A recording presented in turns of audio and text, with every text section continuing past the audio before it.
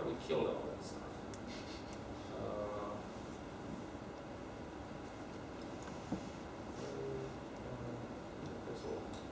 We'll see.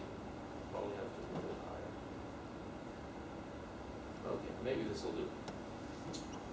Anyway, the point is, right, we basic, it's called a REPL, read, evaluate, read, eval, print loop, right? This is a bit more than a REPL. But the idea is that you can type something and you get a result back immediately. There's immediate feedback. That's very, very important when working with a programming language. And we've regressed in this field. The professional environments have gone far away from that. It's amazing how complicated they are, but they're very bad at doing these basic things, right? My son is now in high school, has the misfortune of being taught Java there for God knows what reason, right? At least the instructor doesn't know who I am. But the fact is, this is a terrible thing to teach to beginners, right? It is the opposite of this, right? There's an environment there that you can show people who have never programmed before, and when they try to run their program, it tells them it can't be run because they haven't selected this program as part of the current project. Right? This is part of the Java culture, the incredible heavyweight layers of process and bureaucracy and red tape that it mounts as a language, and the culture encourages it in the tools as well. Right? And why you would do this to children, I do not know, and we should have laws about these things. But I know why it's being done. It's being done because they have to prepare for the AP computer science exam, which says that Java is important because some committee of misguided people said that, right, and the contagion spreads.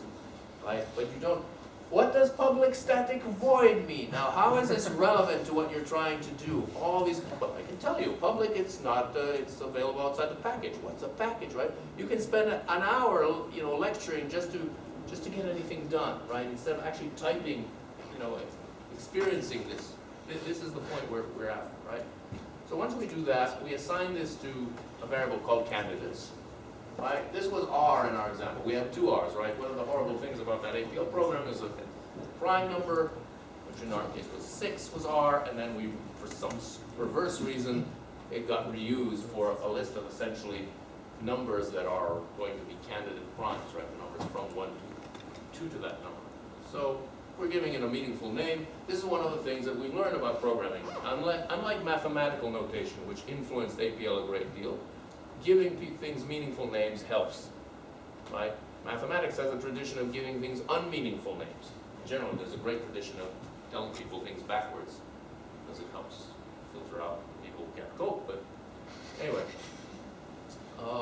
Once we have that, we're going to try and select from these guys to filter out the ones that aren't primes. And how are we going to do that? For each one of these, we're going to look at an element. We're going to take this product of candidates, which will give us this multiplication table again, and see whether that number was in it, and we want the ones that aren't in it, so we're going to negate it. But let's say we're not sure this is going to work, so we're going to try and do things in pieces. So down here I have a bit of code which basically just does this in pieces with a number 6. So we'll start here with trying to do the cross product. This is, by the way, one of the ways that this differs from a REPL. The fact that I have a workspace, I can have random piece of code, just listed here, and I can go play with them. The other thing is that I can then, as I was here, I can explore the results, right? I can actually look at them, I can look at an object and interact with it individually. So those are just minor improvements over the notion of a REPL. So let's go and see, we're going to see how this worked out. So first of all, we better actually compute candidates. That gives us the same thing. Now let's see what happens. Oh dear, doesn't work. But we were so sure. And the reason it doesn't work is because, well, message not understood. There is no star, no funny multiplication operator here on these things. So what are we going to do? We're going to go to the debugger, and the debugger shows us a stack of call frames. Incidentally, one of my little hobby horses, this is different from most of the debuggers you see in these environments, which show you the stack in some little corner somewhere, right? It's well known in industrial design that artifacts that kind of emulate your model are more useful, right? You read Donald Norman, I think, on design. You'll see he has a nice book which has a kettle on it where the handle of the kettle is on the other side, so it's just beneath the spout. And you can see how well that works. And it is a good metaphor for a lot of the software we use. But you want things to actually, model. So some cars, right, the adjustment on the power seats is designed like a seat. So you instead of trying to figure out what button to use, you just can see the seat and you can tilt this little seat thing and your seat will tilt, right? Or the warning thing is a big triangle that you press, right, instead of trying to read some label somewhere, right? Making these metaphors help. So for what would be a reasonable metaphor for a stack in a debugger? Well, how do you write a stack on the board?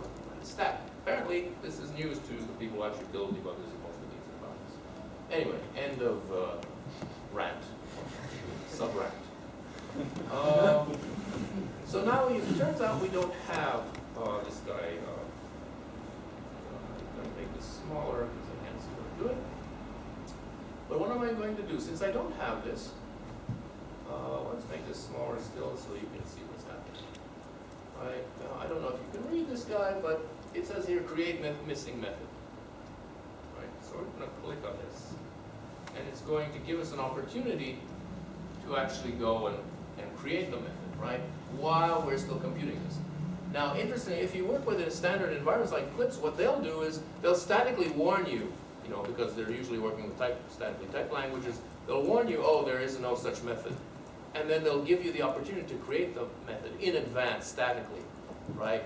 Not when it's running, not when you can see what the arguments were, not when you can see the live data, but ahead of time, right? This is a kind of cultural difference between looking at the static, dead, sitting piece of text versus looking at the computation while it's happening, interacting with it. So we can do that. What shall we put here? Well, I actually had that text somewhere, so we'll go back and I'll grab this guy.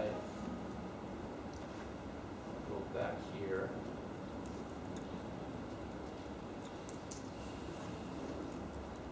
And now that I have this, I should be able to continue, and this will illustrate a bug in our environment. So it's actually gone off and continued, but I haven't actually seen the results, so I'm going to have to do this guy again. And this is something that needs to be fixed, right? What you wanted this to do is continue, and then just as if you had evaluated it and it has worked, right? Point is, think of complicated computations that take a long time to set up, a long time to get to some state where there's a problem. This idea of let's, rebuild it and start it afresh, is not what you want. You want immediate feedback. You want to interact. You don't want to have to start, right? This is part of liveness. Once we do that, we can go ahead, click this, and we have this guy here. Type it, da-da-da-da-da. This list of things. So the fact there was a table, actually, APL puts it as a table because APL had a notion of structure of these things. But to this particular computation, it isn't relevant. Right? We just needed that list of numbers of all of the multiples. Now that we know that this works, we can probably go and do the whole thing here. Well, first of all, we just computed that. Let's see if it works for including 6.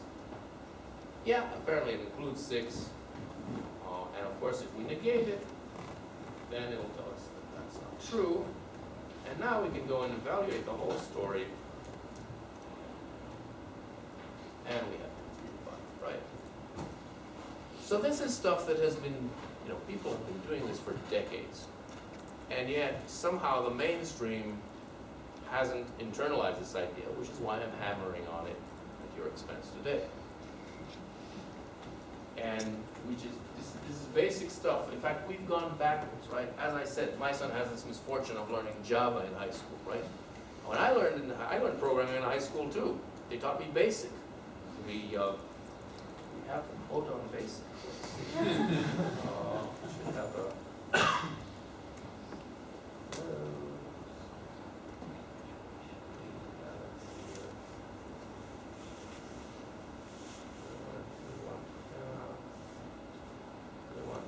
There's a quote on BASIC.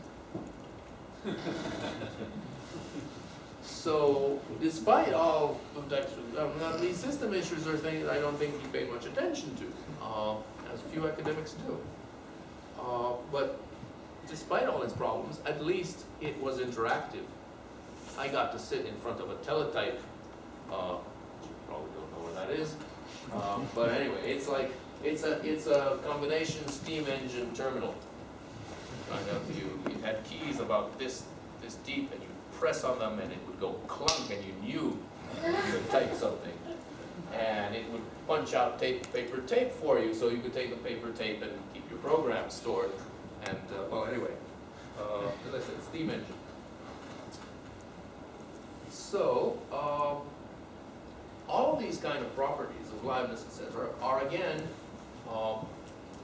enabled and supported by having a compositional model, by, you know, and this is where, you know, object orientation, which is something a lot of you may have heard about. Most of the languages that are fashionable these days are object-oriented, in name at least, but not really, in my view, right? There are languages about objects, and again, if you take the compositional approach, what you want is to say that we have this basic space of objects, and we have operators on them to create new objects, which means it's essential that everything be an object. Uniformity of this space is important. So having things that are special, like numbers or characters or booleans, which aren't objects because they're built-in primitive types, makes no sense. You seem to think that they're different, but again, special cases are something you should abhor. Right? It's important that everything compose, that everything works the same way, because then you get real leverage. And in particular, when you take this to its logical conclusion, you get to this reflective liveness business, because you start to say, well, okay, everything's an object, including pieces of the program that I'm working on, that I can then introspect, examine, which is why it makes it easy to build examples like this. Which, if you don't have that stuff, it's amazingly hard, because you basically have to build in your own compiler every time you want to build such an environment. Believe me, I know we're looking into this at Dart as we speak, and we will eventually get it fixed. Why it isn't fixed? Because we started out differently. So it's important to apply this to you know, these object-oriented languages as well. This is where this comes from, Smalltalk, that tradition of languages that, again, are kind of, oh, you'll say, you know, only gray beards like me. Well, I don't have a beard, but that's probably why the language didn't catch on, because there's this well-known theorem that to be a successful language designer, you have to have a beard. In any case, the fact that you can actually treat the program itself as data and interact with it in your programs is, again, a very powerful thing that tends to be missing in a lot of environments, right? So this is actually crucial. Every language should be able to have these reflection facilities. There's no fundamental reason why they shouldn't be there. There are kind of compromises on efficiency, and you know, there are various reasons why it's complicated, but really, it isn't. It eventually makes things simpler. Generally, Mies van der Rohe, less is more. That's really true here, because when you have a uniform space, you have less special cases, less features, then you actually can solve everything out of that basic stuff. You can build it out of bricks. Or you can have this castle, and then, well, gee, we need flying buttresses. What are we going to do? And I should know, because I'm the one who put the flying buttresses in Ludwig's castle in Java in particular. And there are people who complain about them because, you know, the gargoyles aren't right. Now, the problem with them isn't that the gargoyles aren't right. The problem is that they're there or were necessary in the first place. So we did the demo, so we're ahead of ourselves. And this is, again, the point that I was hammering on earlier, right? If you look at it as, you know, art that enriches you, something that gives you a new perspective, the same is true for programming languages. And, you know, if it doesn't tell you something new, then it's not really valuable at some level. Of course, that's why this quote appears here, because apparently this also changes how you think, according to Dijkstra, but not in the way that Perl is meant. Right? So maybe it is worth knowing because it will affect how you think about things, but maybe you don't want to be affected in this way. That's very true, by the way. What you find is that people, you know, the students here are kind of on their last legs in terms of learning new things. Right? After that, you'll become faculty and ossified and have opinions like me and things like that, and you're lost, right? You're still at the age where you can actually change your mind, just at the very end, right? Well, you maybe have been already corrupted by your professors too much. You want young people can actually learn, right? And what you find is people who programmed in a certain set of language or set of languages for a long time, they are, in fact, right? They begin to think that this is the only way to do things, and you cannot explain it to them to save their lives, right? These languages do affect your mental model of the world, and very often they affect it in a negative way. And you want to look at ones where they actually can teach you something positive. So I had to put a list of things that, things that might actually do that. Scheme, APL, Prolog, I guess there's a lot of people here who know a lot more about Prolog than I do.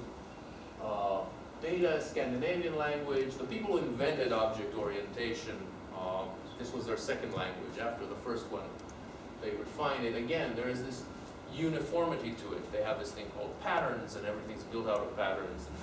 And that's a common thread here, right? Scheme is built out of lists and functions and things like that. Smalltalk, you just saw Smalltalk and Newspeak sort of working in conjunction in the demo. Self is another one of that family where a lot of ideas were pioneered, including all the implementation techniques that Java uses today.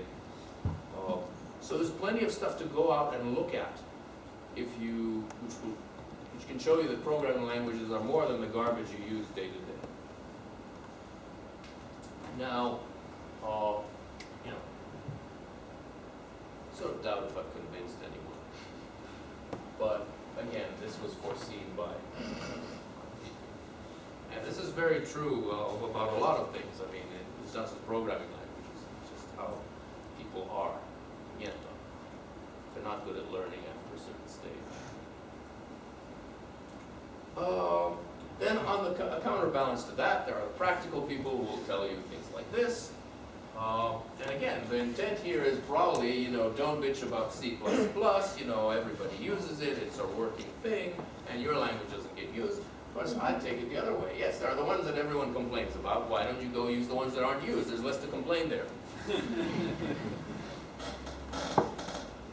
And yeah, that's really all I had to say, and I'm afraid I didn't leave you any time for questions. That was deliberate. But thank you for enduring, and if there are questions, I'll take them. If not,